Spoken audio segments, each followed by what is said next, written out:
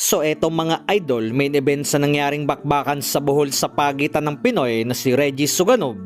kontra sa African boxer na si Baleni Sipamadla ay impresibong tinalo ito ni Suganov by 8-round knockout stoppage na ang labang ito ay sa 10 round. So eto na rin mga idol ang unang knockout ng Aprikano, kung saan ngay mapapansin rin sa laban nito na matibay rin, subalit sa tiwala ni Suganov sa kanyang lakas ay rito nito tinalo ang kalaban. So patungkol naman mga idol sa co-main event nito na si Eman Bacosa Pacquiao ay wagi rin ito kontra sa Indonesian boxer na si Reynold Kundimang na tinalo ito ni Eman Bacosa Pacquiao by 4th round knockout na 6 na beses pa nitong pinabagsak sa kanilang bakbakan. So rito na rin mga idol ay agaw pansin ang panunood sa laban ng actress na si Jillian Ward,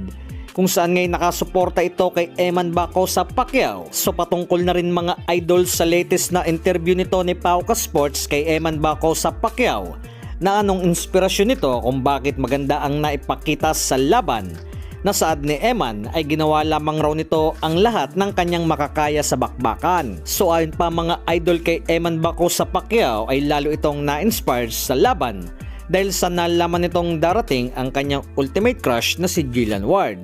Nang matanong naman ito kung anong status nito kay Jillian Ward, nasagot lamang ni Eman Bacosa Pacquiao sila raw ay magkaibigan sa ngayon at sabay ngiti. So rito na rin mga idol ay sinagot na rin ni Eman Bacosa Pacquiao ang kumakalat sa kanyang professional boxing career na ito ngay nagkaroon na ng isang talo. Napahayag ni Eman ay nung taong 2021 ay lumaban ito sa bansang Japan na bilang first pro boxing nito na sa edad pa lamang noon sa 16 years old. Napag-amin pa nito na ang training lamang nito ay nasa 1 buwan lamang or 3 weeks at ang nakalaban daw nito ay mas matanda kay Eman Bacosa Pacquiao. So patungkol sa isang talo nito sa kanyang box rec, na saad ni Eman ay hindi pa raw ito kinukumpirma ng kanyang kampo, na ito raw ay inaalam pa lamang. Saad pa nito mga idol ay kanilang kinukumpirma kung pwede nga ba daw ito na matransfer sa kanyang pro boxing record, na paglilinaw lamang rito ni Eman Bacosa Pacquiao ay lumaban talaga ito sa Japan sa murang edad.